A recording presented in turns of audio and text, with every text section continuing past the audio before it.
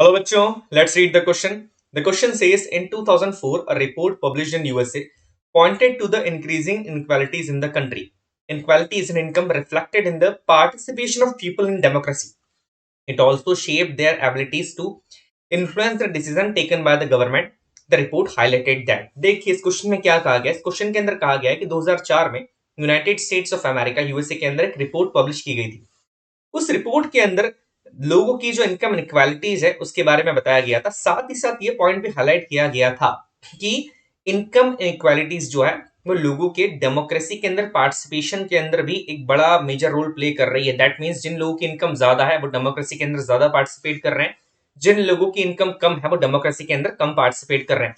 साथ ही साथ उनकी जो एबिलिटीज हैं गवर्नमेंट के डिसीजंस को इन्फ्लुएंस करने की, वो भी उनकी फाइनेंशियल कंडीशन पे डिपेंड करती है। दैट मीन्स कि जो सोसाइटी का ऐसा सेक्शन जो कि फाइनेंशियली बहुत वेल है वो गवर्नमेंट के डिसीजंस को ज्यादा इन्फ्लुएंस कर पाता है, और सोसाइटी का ऐसा सेक्शन जो फाइनेंशियली वेल नहीं है वो गवर्नमेंट के डिसीजंस को ज्यादा इन्फ्लुएंस नहीं कर पाता है।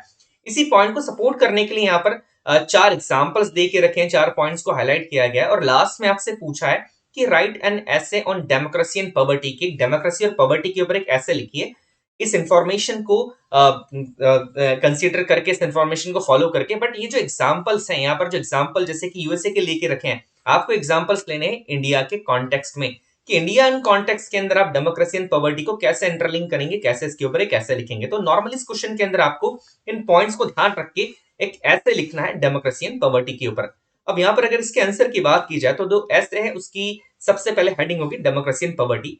Democracy and poverty had been linked in India ever since, कि शुरुआत से ही, शुरुआती तौर से ही हमारे देश के अंदर डेमोक्रेसी जो है वो शुरुआत से ही इंटरलिंक रही है पॉवर्टी के साथ। गरीबी और डेमोक्रेसी एक साथ इंटरलिंक रहे। अब ये कैसे एक साथ इंटरलिंक रहे वो देख लेते हैं। The political independence of our country had been achieved through the mass participation of the rural poor in the national movement.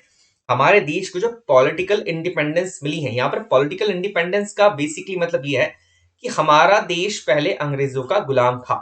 उसके बाद जब हमारा देश आजाद हुआ तो हमारे देश में डेमोक्रेसी आई। अब डेमोक्रेसी आई है तो हमारे देश को पॉलिटिकल इंडिपेंडेंस से मिली है कि कोई भी पॉलिटिकल पार्टी चुनाव लड़ सकती थी।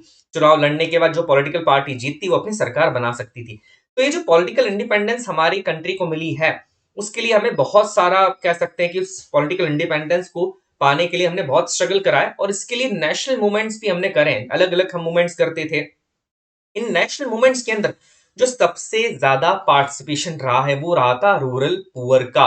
ऐसे लोग जो कि रूरल एरियाज में रहते थे और गरीब थे, उनका सबसे ज्यादा पार्टिसिपेशन रहा है देश को, हमारी कंट्री को एक डेमोक्रेटिक नेशन बनाने में और इन नेशनल मूवमेंट्स के अंदर भी। A decade by decade, India has cultivated its resources and added to its national financial wealth.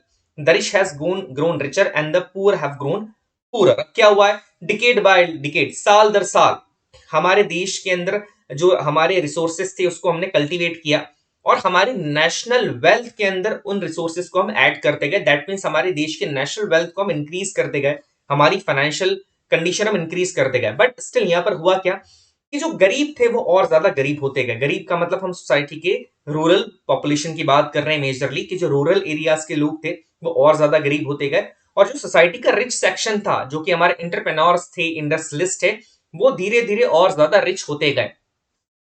इसके बाद हम पढ़ते हैं we have the distinction of being the largest democracy in the world, कि हमारे पास डिस्टिंक्शन है कि हम दुनिया की सबसे बड़ी डेमोक्रेसी, लार्जेस्ट डेमोक्रेसी है। But we are also one of the world's poorest country with gaping economic difference within our society. But साथ ही साथ हमें भूलना नहीं चाहिए कि हम दुनिया की गरीब कंट्रीज के अंदर भी आते हैं, और ऐसी कंट्रीज के अंदर आते हैं जहां पर इकोनॉमिक गैप बहुत ज्यादा है, इकोनॉमिक डिफरेंस सोसाइटी के अंदर बहुत ज्यादा है, कि सोसाइटी का एक सेक्शन तो बहुत अमीर है और एक सोसाइटी का सेक्शन जो है वो बहुत ही गरीब है, बहुत ही मिजरेबल कंडीशन के अंदर है। The inequality of income is a concern that gets reflected directly in the operations of the democratic process of our republic. Research says that majority of Indian voters came from the rural Indian households. यहाँ पर ये कहा जा रहा है कि जो inequality income के अंदर है, जो बताई जा रही है कि सोसाइटी का एक सेक्शन तो बहुत अमीर है और एक सोसाइटी का सेक्शन जो है वो बहुत ही गरीब है, ये हमारी डेमोक्रेटिक प्रोसेस के ऊपर भी डायरेक्टली रिफ्लेक्ट होता है, डायरेक्टली इफेक्ट डालता है। बिकॉज एक रिसर्च के अंदर ये कहा गया है कि हमारी कंट्री के अंदर जो मेजरली इंडियन वोटर्स हैं, जो लोग वोट देते हैं, वो majorly rural Indian house hold से हैं। आज भी वो रूरल हाउस होल्ड से बिलोंग करते हैं। दैट्स वाई हम देखते हैं कि जब भी कोई पॉलिटिकल पार्टी अपने चुनावी रैलियां निकालती है, जुलूस निकालती है, जब भी चुनाव की घोषणा होती है, हर पॉलिटिकल पार्टी का जो मेजर कॉन्सेंट्रेशन होता है वो रूरल एरियाज की तरफ होता है, बिकॉज रूरल एरियाज से वोट देने वालों का नंबर हमेशा अर्बन एरिया से ज्यादा ही होगा। But more over the culture of corporate funding of political parties has grown. अब क्या हो रहा है, मोर ओवर धीरे धीरे ये होता जा रहा है कि जो कॉर्पोरेट फंडिंग का कल्चर जो है, पार्टीज पॉलिटिकल पार्टीज को फंडिंग देना, उनकी चुनाव के लिए फंडिंग देना या किसी दूसरे काम के लिए पॉलिटिकल पार्टीज को पैसा देना, फंड देना, ये कॉर्पोरेट फंडिंग का कल्चर जो है वो धीरे धीरे कंट्रीज के अंदर, हमारे देश के अंदर बढ़ता जा रहा है। इसका इफेक्ट क्या हो रहा है, it has made political parties less dependent on their actual electoral. अब ये जब पॉलिटिकल फंडिंग मिलती जा रही है, यहाँ पर कॉर्पोरेट फंडिंग हो रही है, बड़े बड़े एंटरप्रेन्योर्स जो हैं, इंडस्ट्रियलिस्ट जो हैं, जब वो किसी एक पर्टिकुलर पार्टीज को सपोर्ट कर रहे हैं यहाँ पर, तो देश की जो रियल इलेक्टोरेट है, जो कि हमारी रूरल पॉपुलेशन है, उनसे इन पॉलिटिकल पार्टीज का ध्यान हटता जा रहा है और and allow them to ignore the rural concern of public like agrarian reforms, education reforms etcetera. और इससे होता ये जा रहा है कि उन वो लोग पॉलिटिकल पार्टीज ने अब इग्नोर करना स्टार्ट कर दिया है जो कि पब्लिक का रियल कंसर्न है। जैसे एग्रेरियन रिफॉर्म्स की हम बात कर रहे हैं, एजुकेशन रिफॉर्म्स की हम बात कर रहे हैं, इसको इग्नोर करना स्टार्ट कर दिया है बिकॉज पॉलिटिकल पार्टीज को अब इंडस्ट्रियलिस्ट का सपोर्ट है। अब देखिए इंडस्ट्रियलिस्ट कौन है, वो सोसाइटी का एक ऐसा सेक्शन है जिनकी इनकम बहुत ज्यादा है। और रूरल पॉपुलेशन कौन है, वो सोसाइटी का एक ऐसा सेक्शन है जिनकी इनकम यहाँ पर काफी कम होती है। तो देखिए इनकम के अंदर डिफरेंस है यहाँ पर, डेमोक्रेसी के अंदर और गवर्नमेंट के जो डिसीजंस हैं उनको इन्फ्लुएंस करने की कैपेसिटी पे भी डिफरेंस आ रहा है कि जो सोसाइटी का ऐसा सेक्शन है जो कॉर्पोरेट फंडिंग कर रहा है, जिनके पास बहुत पैसा है, वो गवर्नमेंट के डिसीजंस को इन्फ्लुएंस कर देता है। और सोसाइटी का ऐसा सेक्शन जो सरकार को ज्यादा वोट देता है, ऐसा सेक्शन जो सबसे ज्यादा वोटिंग में पार्टिसिपेट करता है, बट सरकार उनके प्रॉब्लम्स को इग्नोर करती जा रही है।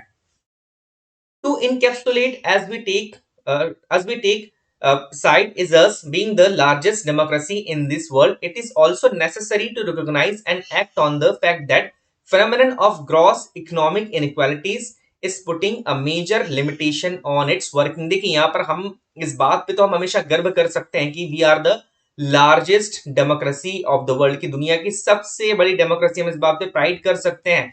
बट ये भी जानना जरूरी, ये भी नेसेसरी है, इस चीज को रिकॉग्नाइज करना बहुत ज्यादा जरूरी है और एक्ट करना बहुत ज्यादा जरूरी है कि जो इकोनॉमिक इनइक्वालिटीज धीरे धीरे आती जा रही है देश के अंदर, सोसाइटी का एक सेक्शन बहुत अमीर होता जा रहा है, सोसाइटी का एक सेक्शन बहुत गरीब होता जा रहा है, वो क्या कर रहा है, हमारी जो इंस्टीट्यूशंस है, हमारी जो सरकार है, उसकी वर्किंग पे कहीं ना कहीं बहुत ज्यादा इफेक्ट डाल रहा है और कह सकते हैं कि उसकी वर्केबिलिटी के ऊपर एक बहुत ज्यादा लिमिटेशंस भी लगा रहा है बिकॉज सोसाइटी के अलग अलग सेक्शंस जो है वो हमारी गवर्नमेंट को बहुत ज्यादा इन्फ्लुएंस कर रहे हैं। और मेजरली यहाँ पर किसकी बात कर रही है, यहाँ पर कि जो सोसाइटी का ऐसा सेक्शन है जो फाइनेंशियली बहुत स्ट्रांग है, वो गवर्नमेंट के डिसीजंस को इन्फ्लुएंस कर लेता है, और सोसाइटी का ऐसा सेक्शन जो फाइनेंशियली स्ट्रांग नहीं है, फाइनेंशियली वीक है, वो गवर्नमेंट के डिसीजन को इन्फ्लुएंस यहाँ पर नहीं कर पा रहा है। जबकि सोसाइटी के अंदर जो सबसे ज्यादा वोटिंग में पार्टिसिपेट करता है वो सोसाइटी का हमारा रूरल सेक्शन ही है, जो कि हमारे सोसाइटी के